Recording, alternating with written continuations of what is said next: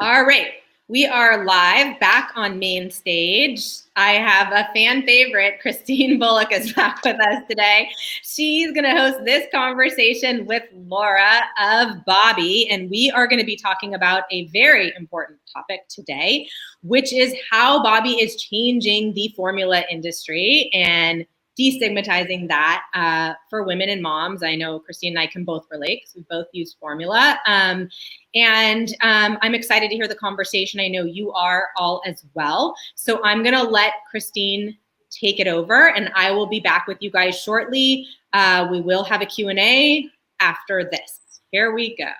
Yes. And I have to say, Dr. Tanya Altman, previously, that was such great information to keep our families healthy through this COVID. So pass that along.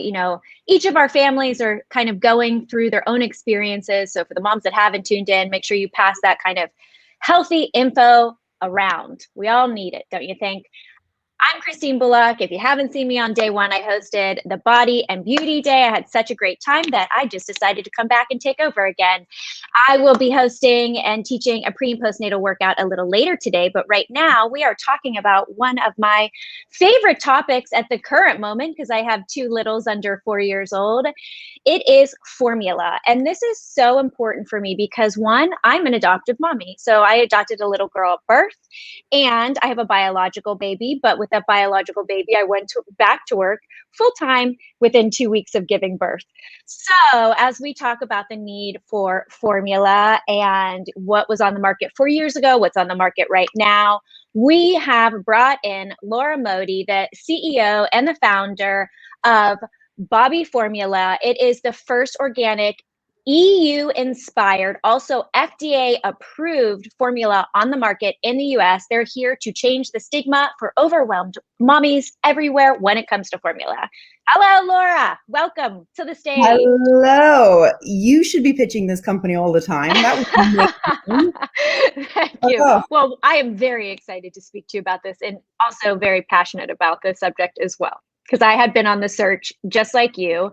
And I would love to hear a little bit about you and Bobbie. Of course. And congrats on your two little ones. 2 under 4 is no joke. No, I know. We were just talking about the lack of sleep we're getting. And you have 3 cutie pies. I saw those. They're adorable. I do. I actually, my eldest just turned 5. And for whatever reason, the transition from 4 to 5, she's not a kid. She's not a baby anymore. I have a full-blown child. Yeah. So 3 under 5, and it is chaos. Yes, I love it. You just got to get used to it. I used to be very organized, and now I'm like, throw it to the wind. Well, we're all under the same roof. We have to embrace it. Yeah. Well, delighted to be here, and obviously this is a topic that's very near and dear to our hearts.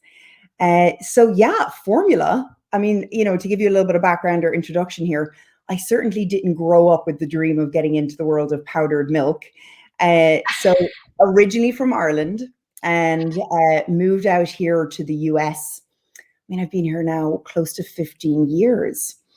Moved around a lot in the world of technology. And then my world changed when I had my first kid. I mean, seriously, turned upside down, which was the huge inspiration for obviously getting into Bobbie. Yeah, I love this. Okay, so you have to go to the site. You have to see the founder story on there because I was crying. And I cried before when I saw it, and I watched it again today, and I was crying again. And, my family's like, what's going on with you right now? But I didn't realize how much it touched my heart and how much whatever is still there for me for having to use formula. I have an adoptive daughter. I was on the search for formula. It was so hard. You see it on your website. I had to import from Germany. Then they ran out of formula. It was a whole thing. And then for my second daughter, my breast milk, I consistently had issues with it because I was back to work, full time under high stress within 2 weeks. And I had mastitis. I was going through all that kind of stuff too. So somewhat similar. We hear this a lot, these stories. Please tell us your story and the why that, led to Bobbie. Well, I'm delighted you cried. And I think our number one goal is like how many people I could cry again. Get emotional thinking about this. Yeah. So, I mean, it's also, to really double down on this, it really isn't just the founding story. Everyone who's in that video works for the company.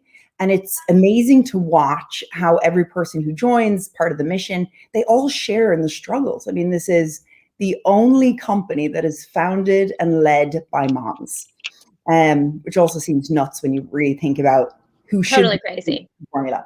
So the inspiration, started with my daughter. I went into assuming I would breastfeed and thinking this is going to be beautiful. It's going to be the easiest thing because Mother Nature says that we're all meant to do this and, the skies will open up, all of that jazz. And it wasn't that at all. Completely felt lied to by the world. I go into it and realize, let's be honest, it's painful. It's hard. All that beautiful, child. None of that. But on top of it, I got mastitis. And that mastitis led me into a pharmacy, choosing a product that, anyone who's purchased infant formula in a pharmacy, it's cradled between cat food on one side and diapers on the other. It's not where you buy food. It just, I am purchasing something that feels like a medical solution for something that now I feel guilty and embarrassed about that I'm not able to do for my child. So all of that obviously played on me. And it played on me so much that I kept researching the market to realize, why is it that the same formula that we probably had as kids is still the same formula that we're feeding our kids? But also, I think the FDA standards haven't even been updated since 1980s for us in the US, which is crazy. It's literally before I was born. That is mad. The 1980s was the last time they updated them. And clearly science has evolved. We've learned a lot about healthy living and what it means to eat healthy. And yet, what is it? 46% of products on the market still use corn syrup as their carb that we're giving to our children. No. So yeah, there's a lot that hasn't changed, and there's many reasons why, which is a completely different conversation, why we haven't seen a change in 40 years. It's crazy. But just like you said, by the way, I love that you admitted this. People are turning to an illegal black market. I didn't realize that's what it would be considered, but yes. Yeah, it's so large that I don't think our generation even realizes it's illegal. So we want certain standards, and due to that, we are turning, and it just sounds insane when you really think about it. You're packing your suitcase full of powdered milk to ship across the ocean because you're not happy with what you're able to get here. Yeah. And we're all doing it. And so you basically, you took that problem, and how did you start to even think about saying, I'm going to fix this? I actually had a conversation with my girlfriend. We were texting back and forth 2 days ago. And she was saying how I read it as, quickly, because I'm chasing two littles, she was creating her own formula in her house. And I was like, what? What are you doing? And it's her food. She was doing the first solids in her house. And she was like, yeah, exactly. She's like, it's not a meth lab here, formula, the house. I was like, okay, that was pretty amazing. But you kind of did do that. How did you start to formulate formula?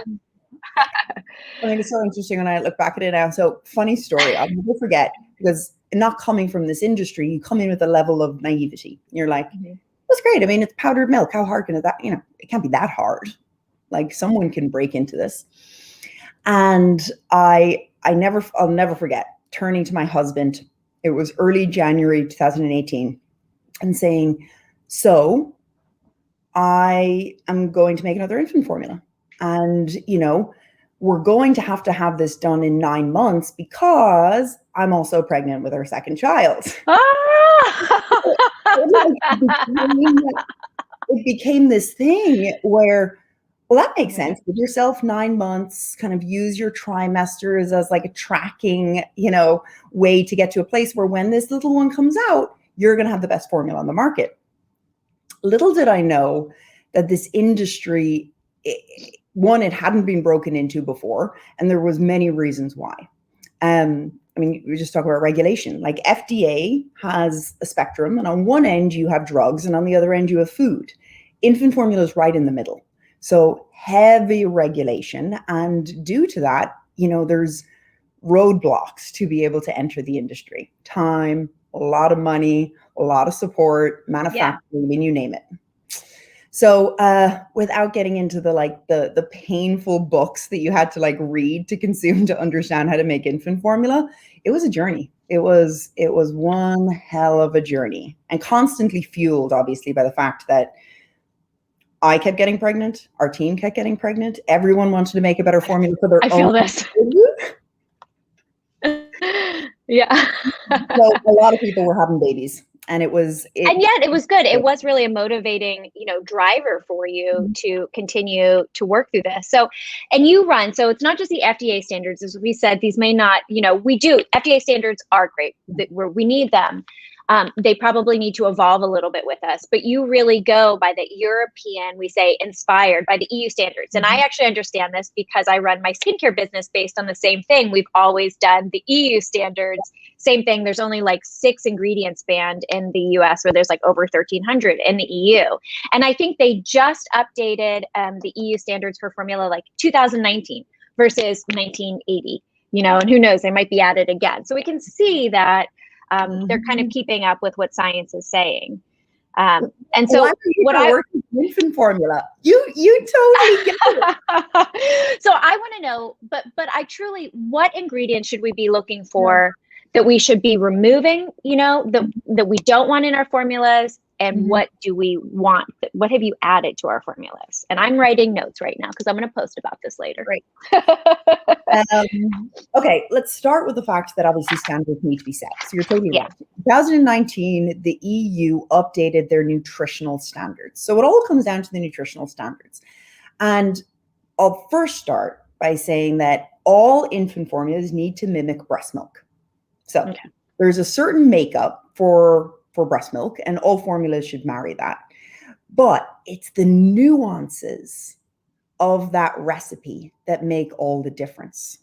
So while you need a certain number of carbs, what are those carbs that you're putting in? Because corn syrup.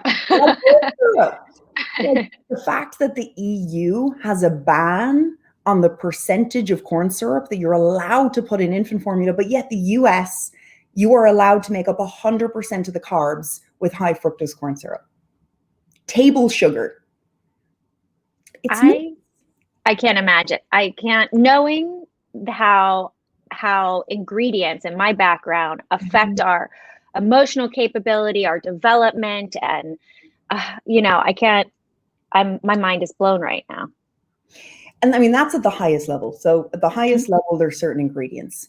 And then there's certain recipe details that are, radically different between the EU and the US. And I'll use one that we are very proud of, DHA. DHA is a prominent nutrient for brain development. In 2019, the EU set a standard for DHA where the minimum bar is higher than all US infant formulas. In fact, the US does not have any minimum requirement for DHA in infant formula. I know. Bobbie is the only infant formula that meets the European nutritional standards for DHA. So the high bar that we have is in many ways considered standard in Europe, but yet it's considered high here in the US. Nuts. That's amazing. And honestly, too, if you go to your website, I love how you've broken down every ingredient that's in the formula and you explain why it's important for those mothers too. Or why it's important for the babies, but for the moms to read, why it's important. Yeah, you got to understand it. And there's a lot of misdemeanors too. The concept that more is better has always been something that, if it's fortified, if there's more of it, it's meant to be better, but not necessarily. And especially for a young infant, optimal is really important. So I'll use iron. Iron levels in the EU are very strict for infant formula, very strict, because over time, science has said, actually, this is the level of iron that a baby between this age and this age needs. Here in the US, it's really wide. And it's so wide that you could be feeding your child an infant formula with maybe too much iron. Mm-hmm. And what we haven't done a really good job of is explaining, how do we translate the science into consumer-friendly language to help them understand that actually giving your child too much iron at this age has an impact as an adolescent.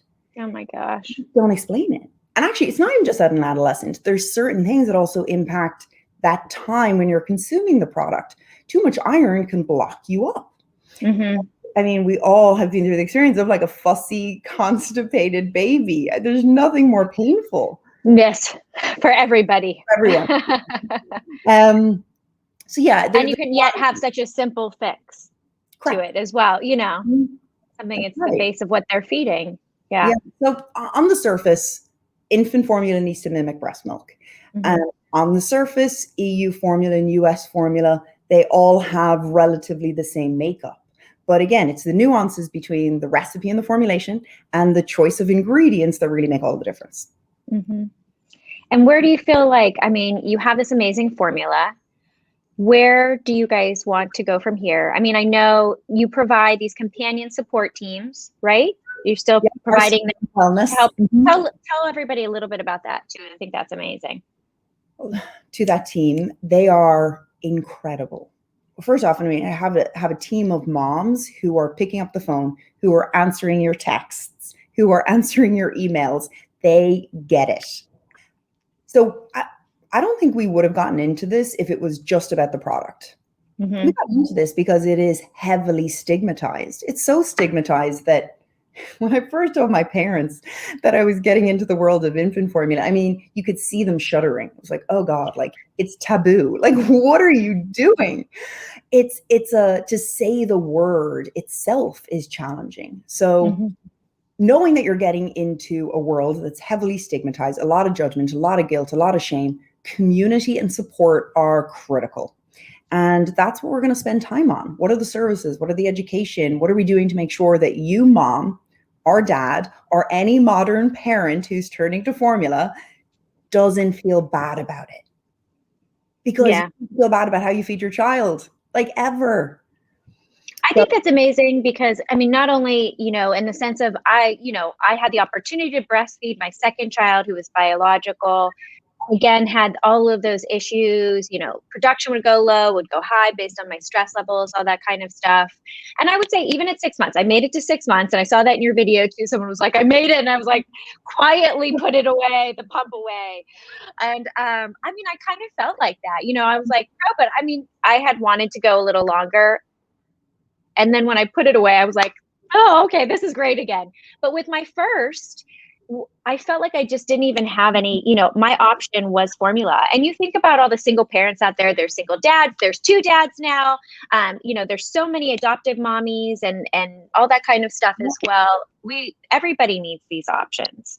And it should double mastectomy, Yeah. Like, yes. We're also living in a world where there's even like medical conditions, your lifestyle. We shouldn't be judging a mom who also, well, there's a few things, who wants to go back to work, but also we live in a country where the paid leave does not match the same government who's telling us, hey, mom, you should be breastfeeding exclusively for 6 months, but could you also get back to work right now?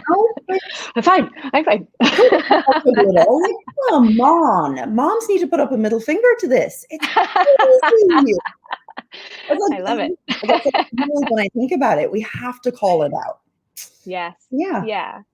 And I love that. I mean, to be able to provide, you're really, through Bobbie, providing this support. I mean, for our number one, it's the nutrition of our child. I mean, that's like absolutely number one. But by doing that, it is such an emotional support that really translates to everything else for that mom as well.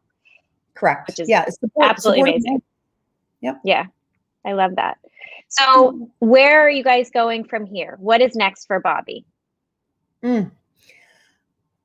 Mothers and parents are a huge focus. And, when we think about like services and everything else that can be provided for them, It really is thinking about what are all of the products, the nutritional products that we can provide in year one.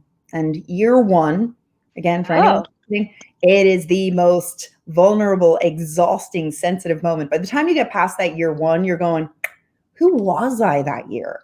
Yeah. Well, like year one is the moment to really be able to support. And you don't get infant formula like out the door overnight. It takes years. I mean, it's taken us 3 years to get one product out. So we're just going to get heads down on the next few. That's amazing though. In 3 years, honestly, that is such a short period of time to be able to formulate the FDA standards. It is hard to get all through that, like you said, and, you know, to get the funding for that kind of stuff. So as a mother, woman, founder, boss, that's absolutely amazing what you've done for all of us in the sense of providing us a product that we can trust and just the support that we also need. Okay, one last question. We're going to go over to Q&A after this. And so everybody can bring their questions over. I'm sure you're going to be bombarded. I'm sure I have more as well. What are you doing right now to stay sane amid the pandemic for your whole family? One thing. One thing. I have shifted my mindset.